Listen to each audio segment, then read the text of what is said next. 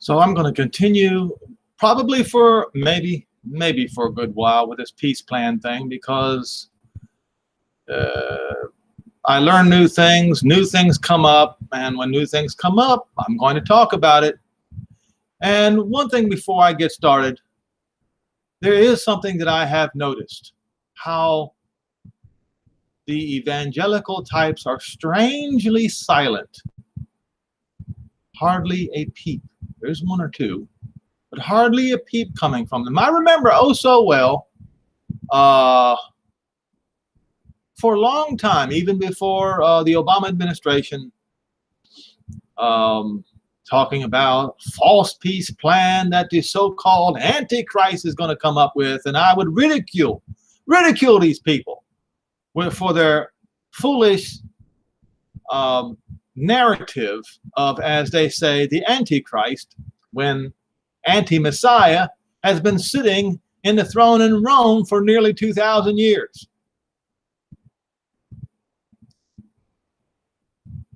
Using this narrative, and they even use it on Barack Hussein Obama. Now, there's one thing different about Barack Obama than the presidents before him and the one who came after him. He never even bothered to present any sort of peace plan at all. So, and of course, yes, they called him the Antichrist too, and I thought it was hilarious. Yet, now that the mother of all peace plans, the peace plan of the century, is being presented, stone cold silence from the vast majority of the evangelicals. Why is that, folks? What's going on here? Can't people be consistent? All right. So this video is about King David in Psalm 35. And this is a supplement to my last video, okay? So if you want to understand the full context of this video, you need to check out the previous one about the half of the peace plan being presented in Bahrain. So I'm going to go ahead and go to screen share, and I'm going to read to you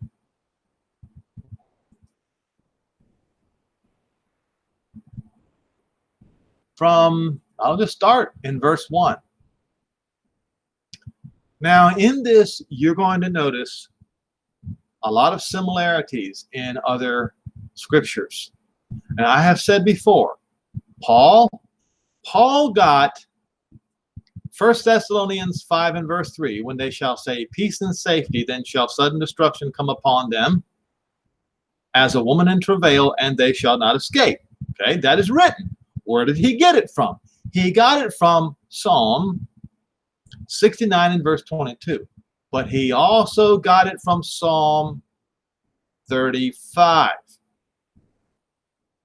Verse 1, a psalm of David. Plead my cause, Jehovah, with them that strive with me. Fight against them that fight against me. Who is he talking about? Well, David was the king of Israel. Therefore, Israel's representative to Jehovah, that's what he was. When David numbered Israel, who did the punishment fall upon? The people of Israel. So he was Israel's representative. So in this particular chapter, he's representing Israel. And remember, I believe it's in Matthew 24,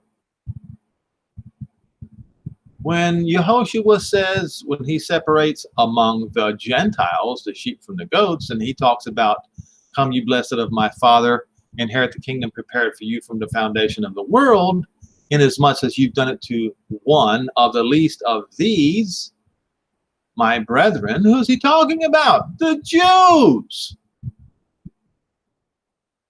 So any of the Gentiles who's done any of these acts of kindness to the Jews while they were in despair, they will also, those Gentiles will also be invited into the kingdom. Okay, so just as Yehoshua, son of David, represents all Israel, so did David represent all Israel. I'm just hoping that you understand this. So he says to Jehovah, take a hold of shield and buckler and stand up for my help. Pull out your spear and stop those who persecute me.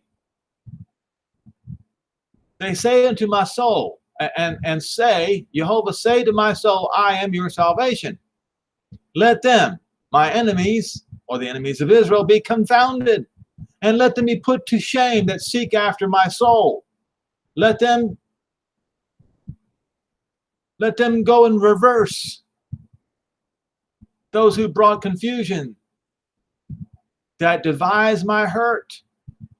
Let them be as chaff before the wind, and let the messenger of Jehovah chase them. Now, so what I'm going to do is I'm going to tie some of these verses with other scriptures, okay? And you will see that David was not speaking in vain. He was not speaking on small things. He was speaking on very large things. This would be in Daniel 7.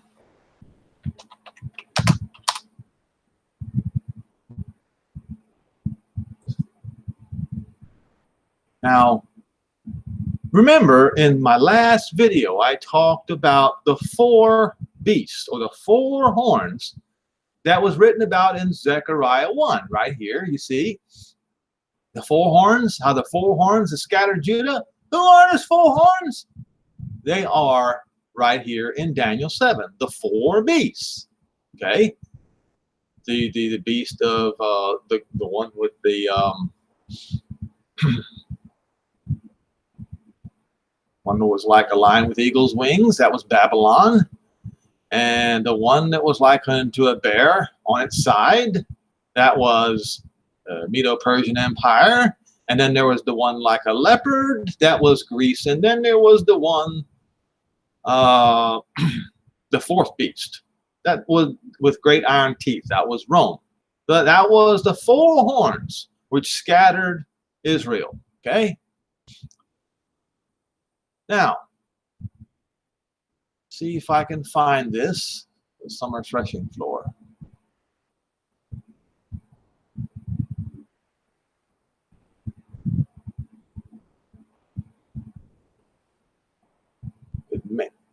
It may be in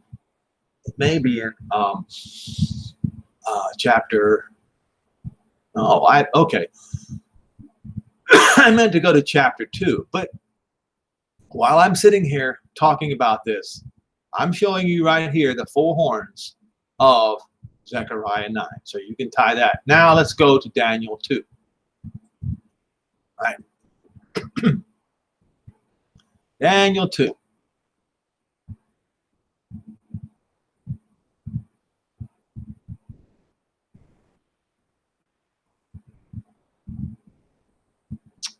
Verse 35. Then was the iron,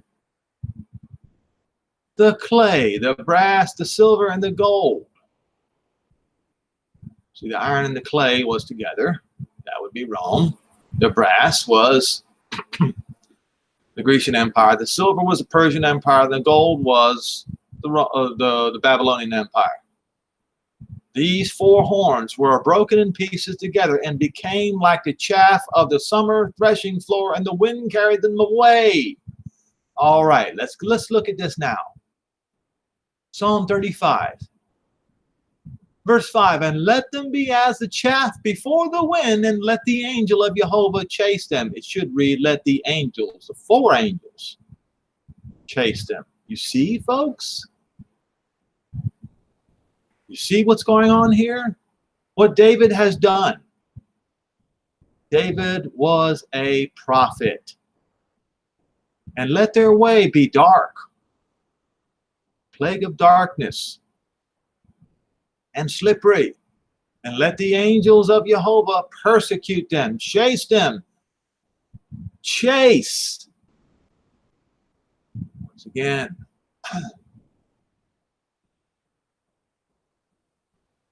Then was the iron, the clay, the brass, the silver, and the gold broken to pieces together and became like the shaft of the thumber threshing floors, and the wind carried them away, and no place was found for them.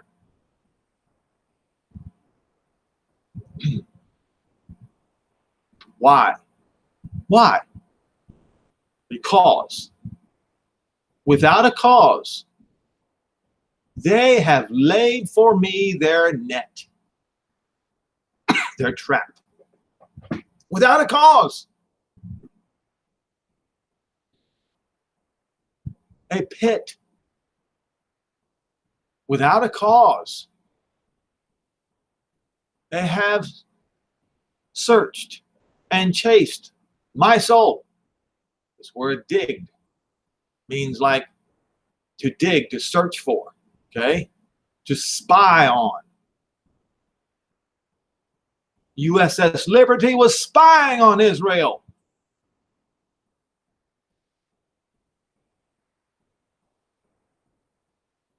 Looking to entrap them.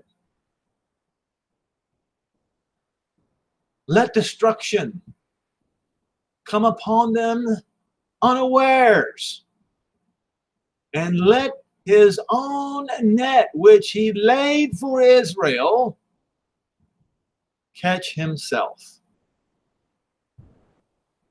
And in the very destruction that he was hoping to catch Israel in, let it be done to him instead. And what was I saying for the last few days concerning the peace plan of the century? It is a trap they are laying for Israel. It is exactly like, or nearly exactly like, the trap that Balaam devised for Israel to cause Jehovah to kill them, to destroy them.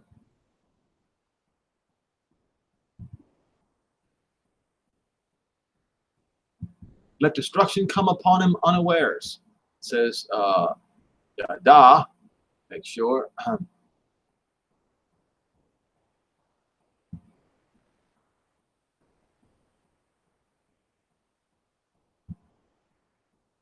Unawares. I don't know where they got unawares from. But Paul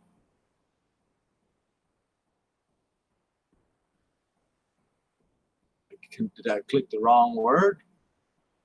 But Paul interpreted it as being unawares. When they shall say peace and safety, then shall sudden destruction come upon them. All right. And let the net that he has hid catch him instead. Into that very destruction let him fall.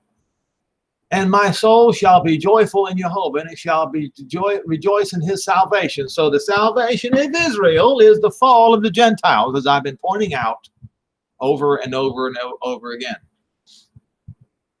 All of my bones shall say, Jehovah, who is like unto you, which delivered the poor from him that is too strong for him, the poor, the needy from him that is the spoiler, the robber, the thief, wants to try to take Jerusalem away. It wants to try to take Samaria away. It wants to try to force Israel to give back the land that they rightly took from Egypt in the south.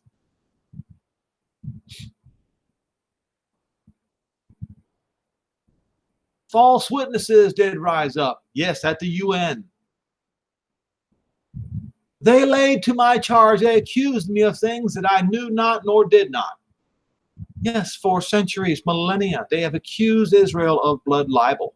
Things that the Jews never even heard of.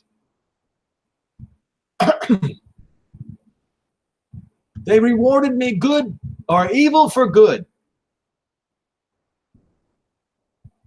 to the bereavement of my soul. losing of children.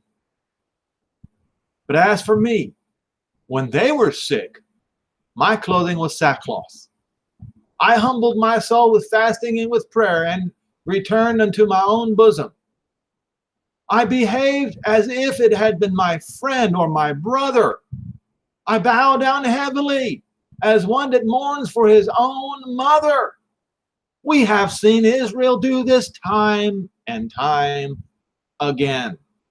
Every time hurricanes come, who is the first one to help? Every time earthquakes come, who is the first one to help? Every time, every kind of catastrophe, who is the first one there?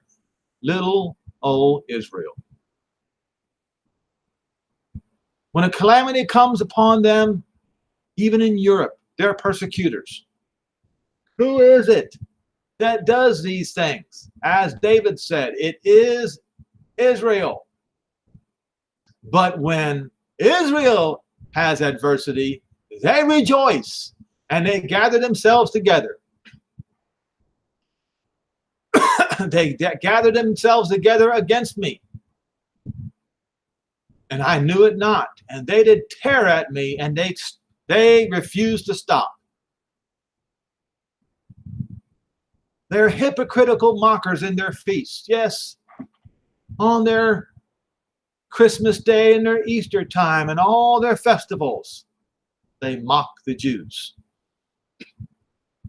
And they gnash upon me with their teeth.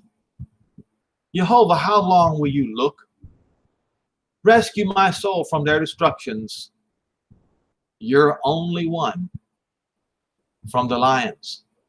I will give you thanks in the great congregation. I will praise you among many, many people. Let not those which are my enemies wrongfully rejoice over me. Let them wink with the eye, and that hate me without a cause. They don't speak peace. Oh, they say they do. This peace plan of the century? Nope, it's not peace. They pretend to speak peace, but they devise deceitful matters against them that are quiet in the land. And there's your proof right there that he is speaking of the people of Israel, who he is representing. There's my proof right there. Yes, they claim to speak peace, but it's a lie. It's an abominable lie. They devise deceitful matters against them that dwell quietly in the land. They try to lay a snare for them.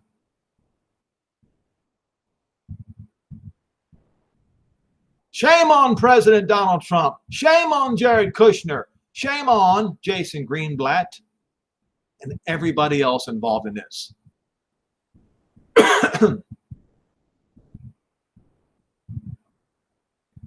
Where were you when the settlers were ripped from the lands that was promised to them in Jeremiah 31? Samaria. Huh? Where were you? Did you provide a place for them, you rich? You rich men? No, you didn't.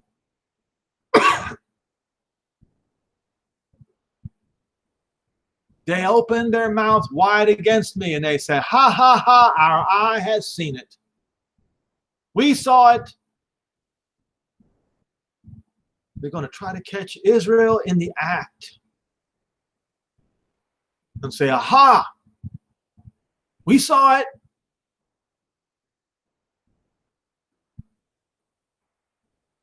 But you have seen this, O Jehovah.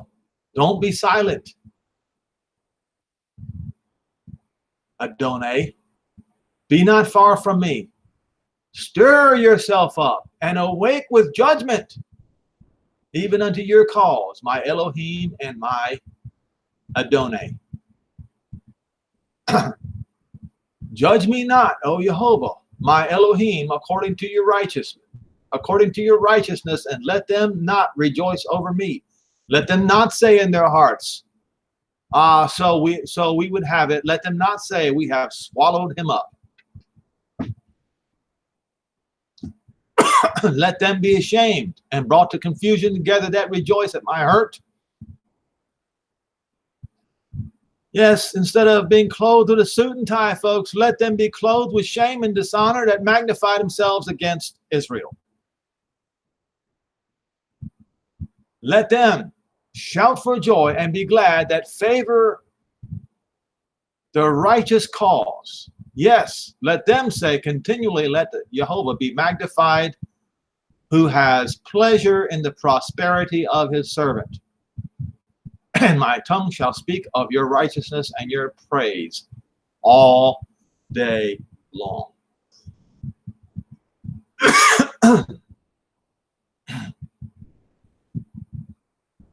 Quite frankly, I think this speaks volumes.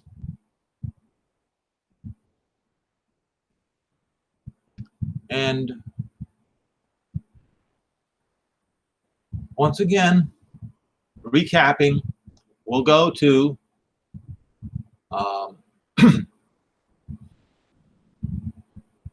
where is this? We'll go to Psalm 69.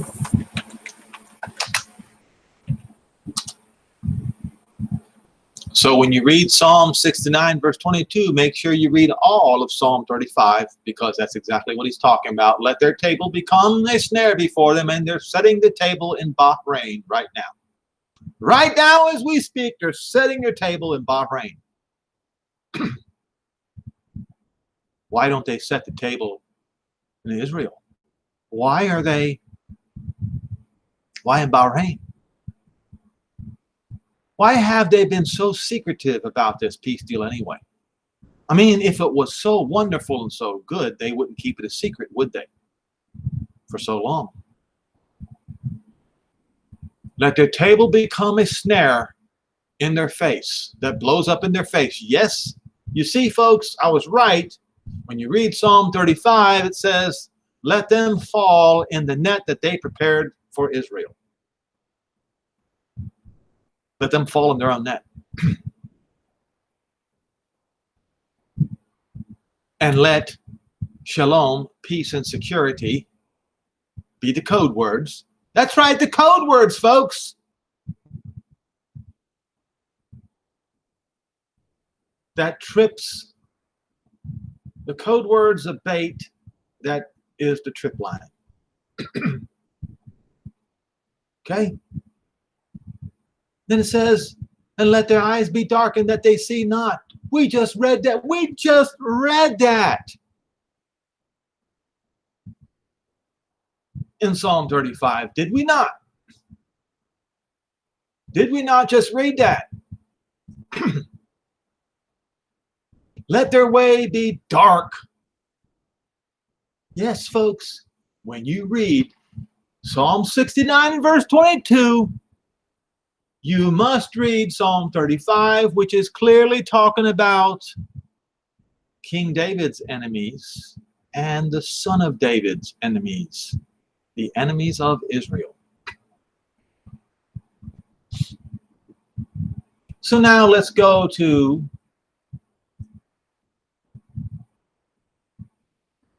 First Thessalonians.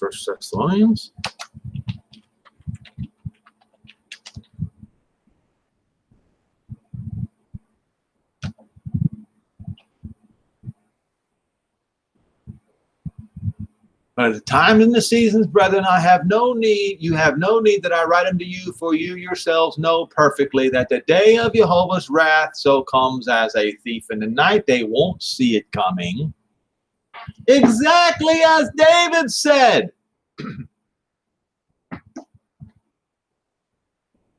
Right here. Unawares. Let destruction come upon him and unawares. They won't see it coming. For when they shall say, shalom, peace and safety, peace and security, peace and prosperity. Prosperity, yes, is another word, is a synonym for security. Then sudden destruction comes upon them like travail upon a woman with child, and they shall not escape. Yes, they're setting a trap for Israel, exactly as David said. They're setting a trap. And those who claim that they are doing it for the sake of peace, they are lying. They are liars. It is false. It is untrue. David accuses them of being liars right here.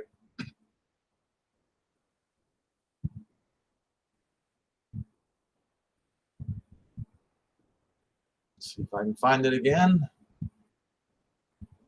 Verse 20, for they speak not peace, implying that they pretend to speak peace, but it's not true. They devise deceitful matters against them that are quiet in the land. That is Israel. Deceitful.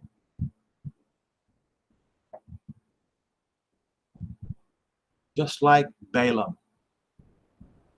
Balaam knew the way of Jehovah.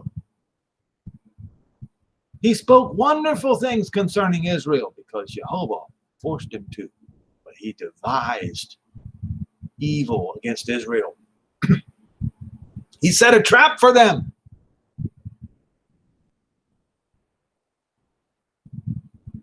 And unfortunately, Israel, or parts of Israel, fell into that trap. But this time, thanks to the words of King David,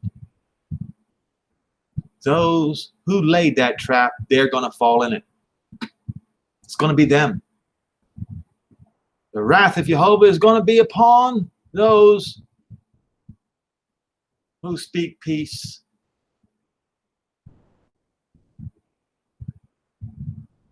See what it says here? It doesn't say they speak not peace. It says they speak peace. You see this? Two words. To speak, that's dabar. And the next word is shalom.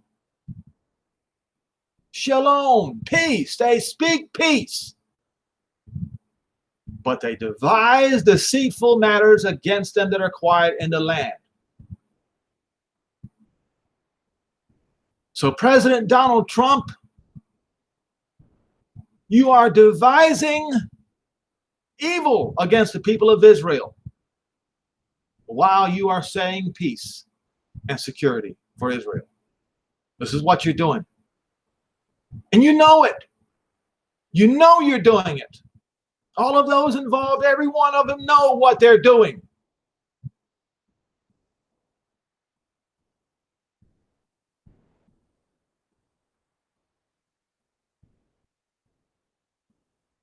For when they shall say peace and safety, David says they are lying. It's a lie. Then sudden destruction comes upon them like a woman with travail, and they shall not escape.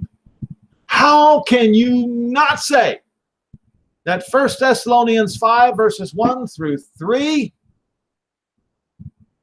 is not taken from the words of David in Psalm 35, the whole chapter, and Psalm 69 and verse 22?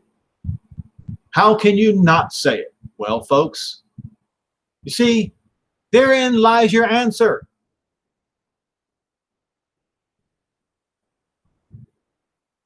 And now the evangelicals, Trump supporter and evangelicals are strangely silent. There might be one who's not. I think there was one who's not. Strangely silent. And I mean those of you who have YouTube channels, who have mediums, websites, and we're always shouting about the Antichrist all the time, now strangely silent.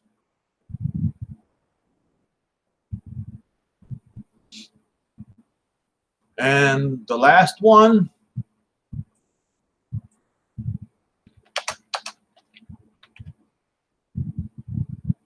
Luke 21:35.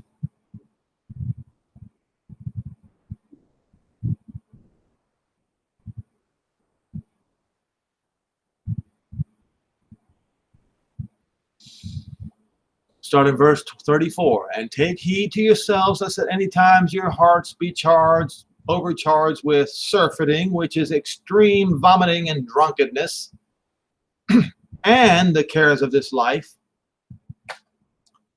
the luxuries of smartphones and computers and air conditioning and things that a generation ago we could only dream of having.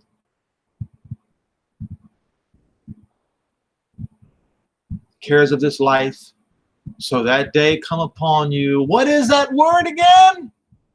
Oh, looky here. Let's go back to Psalm 35.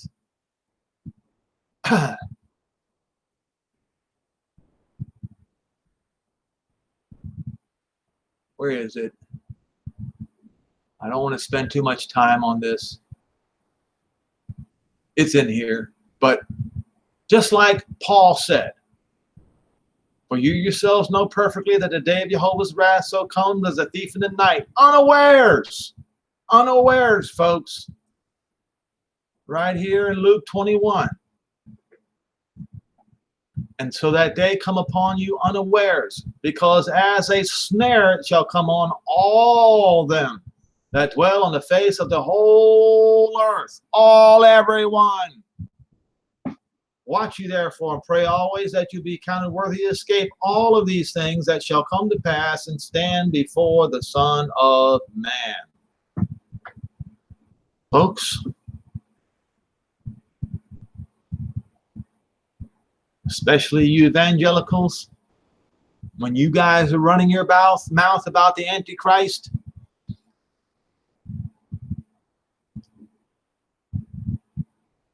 I wasn't silent. I laughed at you because you had no idea what you were talking about. You had no idea at all. Thinking that somehow anti-Messiah was yet to come when he was already here, and he's been here for the last nearly 2,000 years, sitting on the throne in Rome. Even some of your so-called church fathers would say this. Martin Luther himself accused a man in Rome of being, as they say, the evil one. Even he did. Wesley did. The Calvin did. And now you're going to agree with Cyril of Jerusalem, the ultimate Catholic. All he did was deflect the truth away from the fact, or deflect the truth on the fact that the man in Rome was indeed the evil one, the opposer of the Messiah. And you guys are waiting for the one who's going to, as you say, make Israel sign the peace agreement. And lo and behold, here we have a man who you guys voted for. I'm not impugning evil upon people who voted for Donald Trump. I'm talking about you evangelicals who were claiming that this so-called Antichrist, as you say, will cause Israel to sign a peace agreement. And yet, this Donald Trump, who is not the man at the Vatican, who is not the man in Rome, who is not the one that John was speaking of, that Paul was speaking of,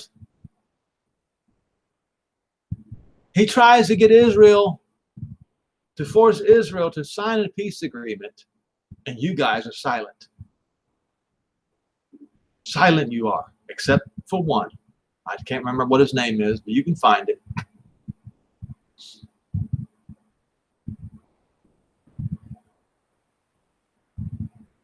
But see, this is not the first time that the world has tried to ensnare Israel. They have done it generation after generation after generation after generation.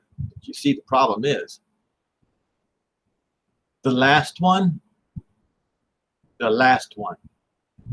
that's the one that's going to catch the Gentiles unawares.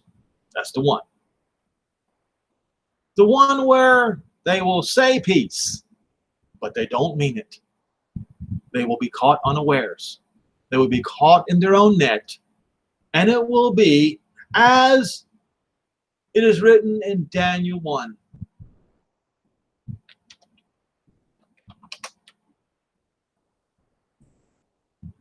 No, Daniel 12, I'm sorry.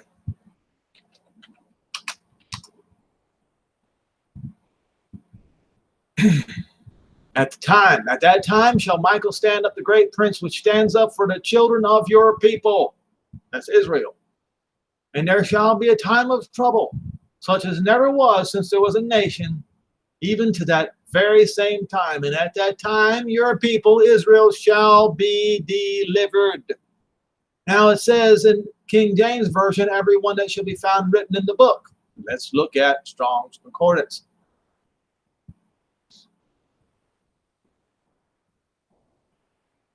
Shall be delivered, to slip away, to escape. And it says to attain, to write in the book. They will attain being written in the book. The people of Israel will escape. Daniel's people, the very people that Daniel was praying for in what? Daniel 9. Who was he praying for? Verse 11, yes, all Israel has transgressed your law by departing from that, not obey your voice. Therefore the curse is poured upon us, and the oath that is written in the law of Moses, the servant of Jehovah, because we, and Daniel puts himself along with the rest of Israel, have sinned against him. And of course he sends, and he asks for forgiveness. And do not wait. And make it for your own sake, for your city and your people, which are called by your name. And as you see right here, and as I have pointed out many, many times, the 62 sevens is over. Right here. The 62 weeks, that is over. That was the 434 years from the time that Nehemiah finished the wall of Jerusalem, the street and the wall, until the time when Messiah was cut off. Exactly as it says right here, after 62 weeks shall Messiah be cut off. 7 weeks was from when the call to rebuild Jerusalem, 49 years, June 11, 1967. Count it, it has expired. It's expired. It's over. The 1 week. The 1 week where the people of the prince, that was the Romans, led by Prince Titus, who later became Caesar instead of his father. He was the one who placed the abomination of desolation on the corner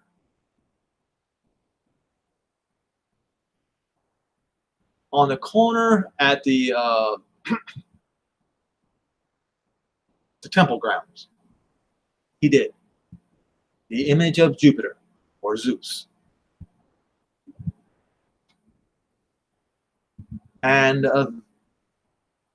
the destruction of Jerusalem was for, or until the time when the, destruction of Jerusalem took 3.5 years. It took another 3.5 years, a full 7, for the entire war over the Jews to be finished with the that citadel. Let me see. 74.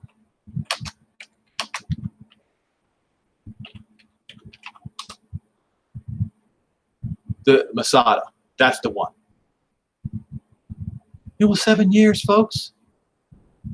That's 7. The 1/7 is finished. The 62 sevens are finished. And the 7 sevens are finished. It's over. The only thing that was been waiting for is the anointing of the most holy place. And what did we learn in Zechariah 1? He is again going to choose Jerusalem.